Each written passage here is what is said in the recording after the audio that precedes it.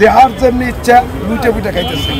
আগে গেছে শেখ হাসিনা সরকার, আর এখন আসার পরে এখন যার যা ইচ্ছা ব্যবসায়িকরা মুনাফিকের মতো কাজ করতেছে। প্রত্যেকটা ব্যবসায়ী 10 টাকা দেখি না 100 টাকা বেচতেছে।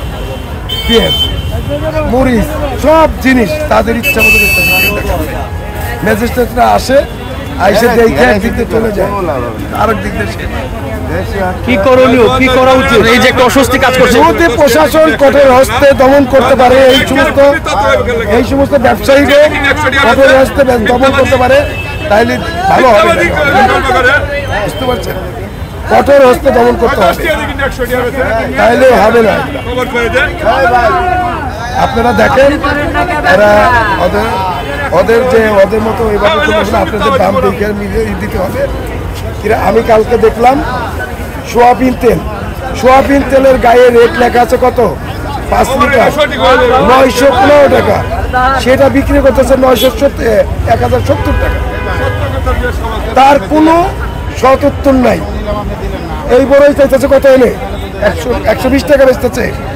এটা ফার্ম কেটে বেচতেছে কত, 40 টাকা। আমি তো বললাম, আর এটা মানিকগঞ্জে, আমার মানিকগঞ্জে এটা মাত্র 20 টাকা কেজি।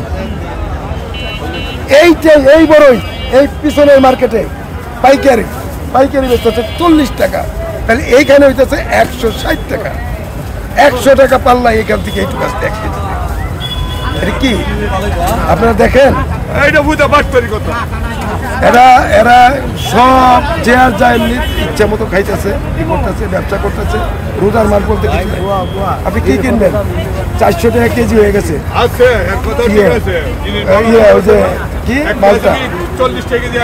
সবটা জিনিসের দাম বাড়িয়ে গেছে। বেগুন 120 টাকা কেজি হবে, এটা পাওয়া যাবে 120 টাকা বেগুনের কেজি। একটা বিষয়, ম্যাজিস্ট্রেট আসছেন, জরিমানা করছেন, আবার দাম বাড়ছে, এই যে একটা অস্বস্তি কাজ করছে, কি করলে দাম কমবে না? এটা একমাত্র ওনরা যদি যেভাবে প্রত্যেকটি নজরদারি করে, প্রত্যেকটির নজরদারি করতে হবে। প্রত্যেকটা দোকানদার আগে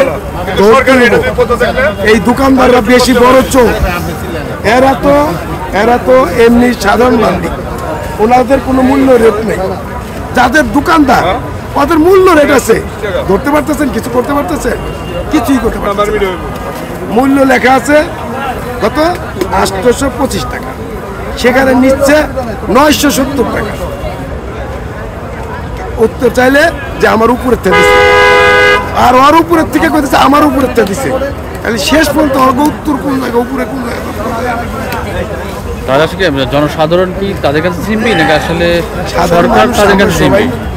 ওই বড় বড় ব্যবসায়ীর কাছে জিম্মি হয়ে আছে। ধৈর্য তেল খাওয়া যাচ্ছে না, কোনো কিছুর মধ্যে প্রত্যেকটা জিনিসের দাম লাভায় এই অবস্থা। এই রোজার মাসে, বিশেষ করে এই রোজার মাসে এগুলো মাইনে নেওয়া যায় না। রোজার মাসে কাঁচা সবজি, বেগুন, এগুলো কম দামে খাওয়া উচিত। সব জিনিসের দাম ব্যাংকের দাম, ফল ফুল সব দাম। ঠিক আছে, ধন্যবাদ।